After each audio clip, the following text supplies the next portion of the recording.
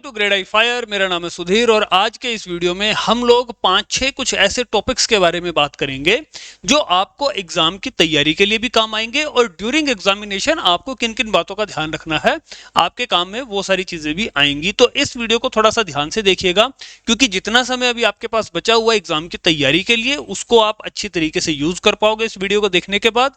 और जब आप एग्जामिनेशन हॉल में जाओगे तो वहां किस किस प्रकार की आपको सावधानियां करनी है, किस किस प्रकार की गलतियों से बचना है, वो भी हम लोग इस वीडियो में डिस्कस करेंगे। और इसके अलावा आपको किसी भी प्रकार की कोई और जानकारी चाहिए होगी तो आप मुझसे बात भी कर लेना।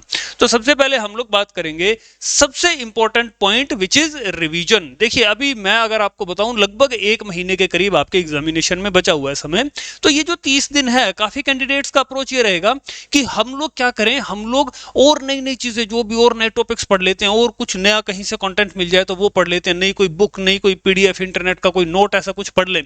मेरी आपको सलाह ये रहेगी क्योंकि आप काफी समय से पढ़ते आ रहे हैं तो आप कुछ नया पढ़ने की बजाय जितना अब तक आपने स्टडी किया है, जितना अभी तक आपने याद किया है, आप उसको रिवाइज कीजिए। उसका कारण ये है कि आप जब क्योंकि काफी समय से पढ़ते आ रहे हो तो आपको काफी क्वेश्चंस जो हैं वो आपको पता है किस टाइप के क्वेश्चंस आएंगे, क्या क्या उनके आंसर्स होते हैं उनके बारे में पता है। लेकिन जब आप लिखने बैठोगे तब आपको अगर 15 पॉइंट का कोई क्वेश्चन आ गया 15 नंबर का तो हो सकता है आपको उसमें से 6 या 7 ही पॉइंट याद आए, बाकी आपके दिमाग से उड़ जाएंगे। रीजन यही है कि जिन लोगों ने अच्छे से रिवीजन नहीं की होती, जिनको रिवाइज नहीं होता प्रॉपर से, उन लोगों को ये दिक्कत हमेशा आती है। मैं हर बार एग्जामिनेशन हॉल में जाता हूँ, जो आपका जो प्रीमाइसेस होता है, मैं हर बार वहां जाता हूँ, हमेशा दिल्ली आता रहा हूँ और इस बार मेरी पूरी उम्मीद है कि मैं नागपुर भी आऊंगा।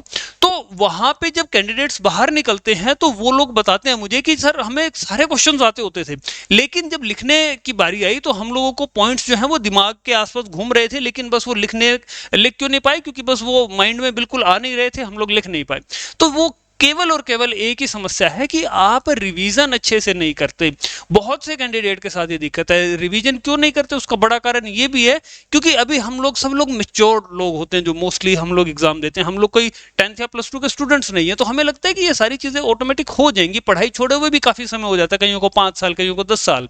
तो ऐसे केस में हम लोगों को अगर रिवीजन नहीं करेंगे हम लोग तो हमारे दिमाग में सभी के सभी पॉइंट्स जो हैं वो बैक टू बैक नहीं आएंगे और इसी कारण से अच्छे अच्छे क्वेश्चंस में भी हम लोग बढ़िया परफॉर्म नहीं कर पाएंगे। जो आपके फेवरेट क्वेश्चंस भी होते हैं कि ये आ जाए तो मजा ही आ जाए, उनमें भी हम लोग कुछ एक पॉइंट्स जो हैं वो छोड़ करके जाते हैं। कारण वही है कि हम लोग रिवाइज नहीं करते। आप ऐसे बच्चों की तरह बिल्कुल रिवाइज करना, आप ये मत सोचना मैं किसी कंपनी का मैनेजर हूं या कोई और सीनियर पोस्ट पे बैठा हूं तो आपको भी रिवीजन की जरूरत है क्योंकि जो पेपर आपका चेक कर रहा है उसको नहीं पता आप कौन है, उसको ये पता है कि अगर आपने पॉइंट्स अच्छे लिखे हैं तो आपको वो मार्क्स देगा, अदरवाइज वो आपको फेल कर देगा। और बहुत से कैंडिडेट के फेल होने का कारण भी यही है कि वो उन क्वेश्चंस में भी अच्छे मार्क्स नहीं ला पाते जो क्वेश्चंस उनको एक्चुअल में याद होते हैं। एक तो इस चीज का ध्यान रखना, रिवाइज आपको करना है। दूसरी चीज, आपको अपनी स्टेशनरी, अपना कैलकुलेटर्स, ये सारे जो सामान है वो आपको लेकर के जाने हैं। बहुत से कैंडिडेट्स का फोन आता है कि सर हम लोग कैलकुलेटर लेकर के जा सकते हैं कि नहीं। आप बिल्कुल जा सकते हो, नॉर्मल कैलकुलेटर भी लेकर के जा सकते हो, साइंटिफिक कैलकुलेटर भी लेकर जा सकते हो। बस उनमें डाटा स्टोरेज का कुछ अगर ऐसा डिवाइस है तो वो मत आप लोग लेकर के जाने क्योंकि वो अलाउड नहीं होता। 400-500 रुपए वाले जो भी आपके साइंटिफिक कैलकुलेटर है वो भी ले जा सकते हो और ये वाले कैलकुलेटर्स तो आप लेकर के ही जा सकते हो। आप अपनी बाकी पेन, पेंसिल, ये सब स्टेशनरी का जो स्केल वगैरह है वो आप सब अपने साथ लेकर के जाना क्योंकि वहां पे डायग्राम वगैरह बनाने की जरूरत पड़ती है। और जो कैलकुलेटर है वो आपको फायर साइंस में और एविएशन फायर में, इन दोनों सब्जेक्ट्स में जो है वो आपको कैलकुलेटर्स की रिक्वायरमेंट भी पड़ेगी। तो ये आप लेकर के जा सकते हो, आपको अलाउड होता है। उसके बाद तीसरी चीज है अपनी हॉल टिकट लेकर के जाना है, फोटो आईडी लेकर के जाना है। बहुत से कैंडिडेट मुझे ये पूछते हैं कि एग्जामिनेशन हॉल में किन किन चीजों को लेकर के जाना है जिसके बिना हमको एग्जाम नहीं देने दिया जाएगा। तो उसमें 2 ही चीजें हैं। एक आपका हॉल टिकट जो आपकी ईमेल पे आएगा, एग्जाम से 15 दिन या 10 दिन पहले आएगा। जो ईमेल आपने अपने फॉर्म में मेंशन की थी तो IFE UK से आपको ईमेल आएगी जिसमें PDF फाइल होंगी। अगर आपने 4 पेपर के लिए अप्लाई किया तो 4 अलग अलग ईमेल आएंगी। चारों ईमेल में आपके हर एक पेपर का जो वो होगा हॉल टिकट है वो होगी। आपको चारों प्रिंट आउट करके और जिस टाइम पे, जिस स्लॉट पे जो पेपर है उस वाली हॉल टिकट को लेकर के जाना है। जैसे आपकी अगर ग्रेड आई की बात करें तो पहले दिन की मॉर्निंग शिफ्ट में आपका फायर सेफ्टी का पेपर है तो आप उस समय सिर्फ फायर सेफ्टी वाली एक PDF का प्रिंट आउट लेकर के जा सकते हो। आप अपने फोन में नहीं दिखा सकते क्योंकि फोन वहां पे अलाउड नहीं होता है। तो इसीलिए आपका मान लीजिए पहले दिन की शाम वाली शिफ्ट में एविएशन फायर ऑपरेशन का अगर एग्जाम है तो आप सिर्फ एरो प्रो वाला जो आपका पीडीएफ है जो ईमेल में आया है उसके प्रिंट आउट को लेकर के जाना, प्लस हमेशा आपके पास कोई आधार कार्ड या कुछ ऐसा आपका फोटो आईडी होना चाहिए। तो ये दो चीज होंगी तो आपको हॉल में एंट्री मिल जाएगी और उसके बाद आप अपना एग्जाम दे सकते हो। तो इन दो चीजों के अलावा किसी तीसरी चीज की जरूरत नहीं होती एंट्री के लिए।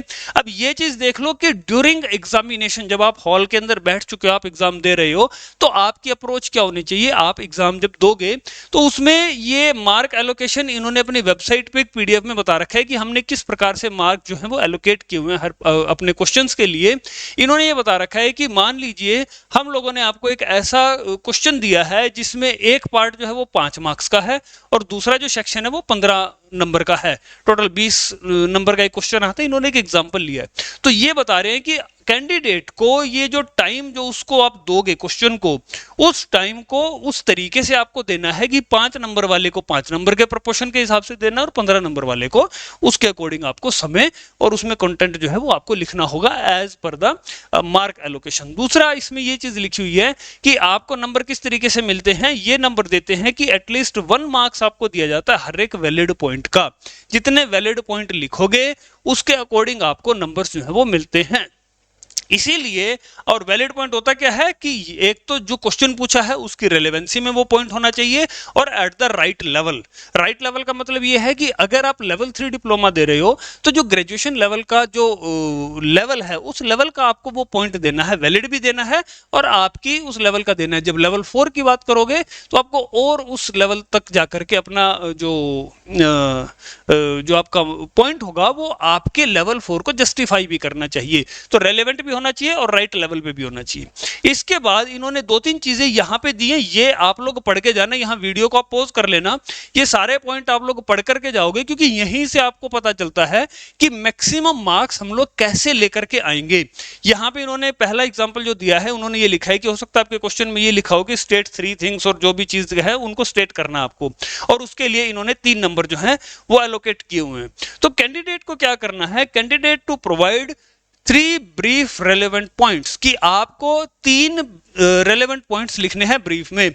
अब 3 नंबर का क्वेश्चन है और क्वेश्चन में ये भी लिखा हुआ है कि 3 चीजों को आपको स्टेट करना है, तो ब्रीफ 3 रेलेवेंट पॉइंट देने। अब आप इसमें अगर 6 दे दोगे तो भी नंबर 3 मिलेंगे, एक एक पॉइंट को 4-4 लाइनों में अगर आप एक्सप्लेन कर दोगे तो भी 3 ही नंबर मिलेंगे।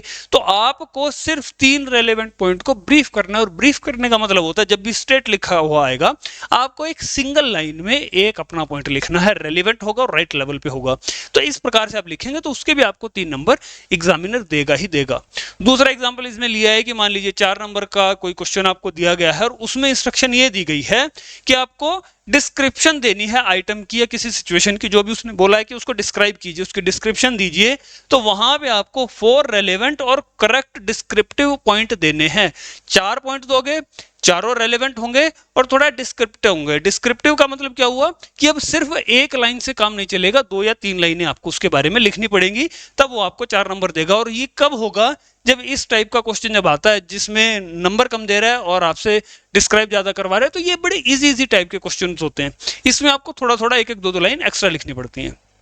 तीसरे पॉइंट में एग्जामिनर क्या बता रहा है कि यहां पे एग्जामिनर कह रहा है कि किसी क्वेश्चन में हो सकता है हम कैंडिडेट से पूछ लें कि आइडेंटिफाई एंड एक्सप्लेन 3 इशू, कि हम 3 इश्यूज को आइडेंटिफाई भी करवा रहे हैं और आपसे एक्सप्लेन भी करवा रहे हैं और हमने आपको मार्क्स देने हैं, उसके 6 नंबर देने हैं। तो आपको क्या करना होगा कि आइडेंटिफाई 3 रेलेवेंट पॉइंट्स, 3 पॉइंट्स को आप आइडेंटिफाई करोगे and then provide further information, और उनको एक्सप्लेन करोगे फर्दर इंफॉर्मेशन की उनके भी 3-3, 4-4 लाइन जो है वो आप लिखोगे। तब उन 3 इश्यूज को आइडेंटिफाई करने के प्लस एक्सप्लेन करने के ये 6 नंबर आपको देंगे। तो ये इन्होंने आइडियाज आपको दे रखे हैं। ये 8 पॉइंट्स का भी इन्होंने एक पॉइंट दे रखा है, इसको भी आप पढ़ लेना वीडियो को पॉज करके। इसके बाद आप इस चीज को भी यहां पर भी आप वीडियो को पॉज करके इसको पढ़ना। मैं कमांड वर्ड्स के ऊपर बहुत ज्यादा जोर देता हूं। मैं आपको बताता हूं कि एग्जामिनर आपसे चाहता क्या है। अगर आप उसकी चाहत को पूरा करोगे तो आपको वो नंबर भी देगा, वो जो आप चाहते हो उससे। तो यहां पे ये हैं आपके कमांड वर्ड्स, ये आपको आपके क्वेश्चन में दिखाई देंगे। कहीं वो आपसे एनालाइज करवाने के लिए बोलेगा, कहीं असेस करवाएगा किसी सिचुएशन को, कभी कैलकुलेट करवाएगा, किन्हीं 2 चीजों को कंपेयर करवाएगा, डेफिनेशन पूछेगा, डिस्क्राइब करने को बोलेगा। तो एक्चुअल में जब वो क्वेश्चन में ये सारी चीजें आपके सामने लिख रहा है तो उसका असल में मतलब क्या है वो मतलब इसने यहाँ पे एक्सप्लेन किया हुआ है। इसीलिए यहाँ पे वीडियो को पॉज करना, इनको पढ़ लेना। ना सिर्फ ये इतने हैं, इसके बाद अगले पेज में भी ये कमांड वर्ड है। डिस्क्राइब के बारे में पूछेगा, detail, discuss, evaluate, explain, identify, illustrate, justify, outline and state. तो ये जब आपके क्वेश्चन में ये वर्ड दिखेगा कि स्टेट अगर उसने लिखा है तो उसका मतलब वो आपसे क्या चाहता है। अगर उसने इवेलुएट पूछ लिया आपसे, आपके क्वेश्चन में ये लिखा हुआ है, तो उसका मतलब क्या है, वो आपसे चाहता क्या है। तो इन वर्ड्स के बदले में आपसे एग्जामिनर क्या चाहता है वो आपको ये वाला पेज पढ़ करके पता चलेगा। तो यहाँ पे वीडियो को पॉज करके इन दोनों पेजेस को आप पढ़ जरूर लेना, इससे आपको आइडिया हो जाएगा कि आपको एग्जाम में करना क्या है। अब ये मैंने हैंड रिटन लिखा हुआ है कि 27 से 28 मिनट आपको देने हैं ईच क्वेश्चन के लिए। हर एक क्वेश्चन के लिए सिर्फ आपको 27 से 28 मिनट ही देने हैं। उसका रीजन क्या है? उसका रीजन ये है क्योंकि आपके पास जो है सिर्फ और सिर्फ 3 घंटे हैं और आपको क्वेश्चन कितने करने हैं? आपको 6 करने हैं। तो एक क्वेश्चन के लिए आपके पास 30 मिनट्स होते हैं। अब 30 मिनट्स अगर आप एक क्वेश्चन को देंगे तो आपके 6 के 6 क्वेश्चन कंप्लीट हो जाएंगे। अब आपको क्वेश्चन पढ़ना भी है, क्वेश्चन समझना भी है, और बीच में एक दो मिनट हर बार जो है आपके किसी ऐसे काम में लगेंगे भी। हो सकता है क्वेश्चन पेपर 1-2 मिनट लेट मिले, हो सकता है क्वेश्चन पेपर जो ये आंसर शीट है कलेक्ट 1-2 मिनट पहले कर ली जाए, तो ऐसा चलता रहता है। तो अगर आप 27 से 28 मिनट अपने एक क्वेश्चन को देंगे तो आप इस 3 घंटे वाले जो आपको टाइम मिला है उसमें 6 के 6 क्वेश्चन आप अच्छे तरीके से कर पाएंगे। सपोज कीजिए अगर आपने एक क्वेश्चन के लिए 35 मिनट्स ले लिए, 5 मिनट एक्स्ट्रा ले लिए, और आपको लगा 5 मिनट में तो कोई ज्यादा दिक्कत वाली बात है ही नहीं, तो जब ये 3 घंटे होंगे तो जो आपको 6 क्वेश्चन करने हैं 6 नहीं कर पाओगे, आप 6 की बजाय आपके क्वेश्चन सिर्फ 5 ही कर पाओगे, क्योंकि आपका समय नहीं बचेगा। हर क्वेश्चन में आप 5-5 मिनट एक्स्ट्रा ले रहे हो। तो इस चीज का ध्यान रखना कि 6 क्वेश्चन करके पास होना ज्यादा आसान है बजाय कि 5 क्वेश्चन को करके पास होना, क्योंकि जो छठा क्वेश्चन होगा ऐसी सिचुएशन में छठे क्वेश्चन का 0 मार्क आपको मिलेगा। तो 6 के 6 क्वेश्चन करोगे तो पास होने के चांस ज्यादा है। और 6 के 6 कब कर पाओगे? जब आप हर क्वेश्चन के लिए 30 मिनट से 1-2 मिनट कम का समय लोगे। तो 27 से 28 मिनट से ज्यादा आपको नहीं लेना है। मान लीजिए आपका, मान लो कोई ऐसा क्वेश्चन आ गया जो 2-3 पार्ट में डिवाइड है, मान लो 5-5 नंबर के 4 क्वेश्चन है, 5 गुना में 4 क्वेश्चन पूछ रहा है, हर क्वेश्चन के 5-5 नंबर हैं। तो ये जो 27-28 मिनट का है, इसको 28/4 कर लेना, जो भी आपका बनता है टाइम, 6 मिनट या 5 मिनट। हर 6 मिनट 5 मिनट के अंदर आपका एक एक क्वेश्चन ये 5-5 नंबर वाला कंप्लीट हो जाना चाहिए। इसके लिए आपको घड़ी लेकर के जानी पड़ेगी। आप कोई स्मार्ट वॉच मत लेकर के जाना, कोई जो नॉर्मल घड़ियां होती हैं आप उनको लेकर के जाओगे, और यहां पे जाकर के आपको ये अपना टाइम जो है इसका ध्यान रखना पड़ेगा। अदरवाइज मेरे पास बहुत से कैंडिडेट आते हैं एग्जाम के बाद, वो बोलते हैं कि हमको 6 के 6 क्वेश्चन आते थे पर समय नहीं मिला। अब आप समय की कमी के कारण अगर एक क्वेश्चन भी कम कर पाए और आपका अगर रिजल्ट में कुछ गड़बड़ हो गई तो आपको बहुत ज्यादा दुख आएगा कि मुझे आता भी सब कुछ था, उसके बाद भी मैं पास नहीं हो पाया। तो समय को आप हर 5 मिनट 10 मिनट बाद देखते रहना और अपने क्वेश्चन पेपर को देखते रहना। आपको इस चीज का अंदाजा हो जाएगा कि आप अभी स्लो चल रहे हो, फास्ट चल रहे हो, कितना चल रहे हो, किस तरीके से आप चल रहे हो। इसीलिए ध्यान रखना 27 से 28 मिनट ही आपको लेने हैं एक क्वेश्चन को कंप्लीट करने के, उससे ज्यादा मत लेना। उससे ज्यादा लोगे तो जो छठा क्वेश्चन है वो करने में आपको दिक्कत आ जाएगी। उसके बाद एक चीज ये भी, मैं क्योंकि हम हिंदुस्तानी हैं, हम लोगों को इस चीज में बहुत ज्यादा कॉन्फिडेंस है कि जितना ज्यादा लिखेंगे उतने ज्यादा नंबर आएंगे। मेरी भी ये सोच होती थी, लेकिन ये सोच आईएफई वालों ने कंप्लीटली बदल दी। इसीलिए मैं स्पेशली ये बात आपके लिए लिखी है कि बहुत ज्यादा मत लिखिए, सिर्फ आप लिखिए राइट ट्रैक पे, ट्रैक ऑन द ट्रैक, जो रेलेवेंट पॉइंट हैं और राइट लेवल के हैं, जो एग्जामिनर ने अपनी पीडीएफ में दिखाया है हमको, कि आपने अगर 6 पन्ने भर दिए एक क्वेश्चन के लिए और आपको लगा कि कुछ नंबर तो दे देगा, वो कुछ नहीं देगा। वो उसमें से ढूंढेगा कि रेलेवेंट पॉइंट्स कौन से हैं, जितने पॉइंट उसको मिलेंगे सिर्फ उनके नंबर देगा।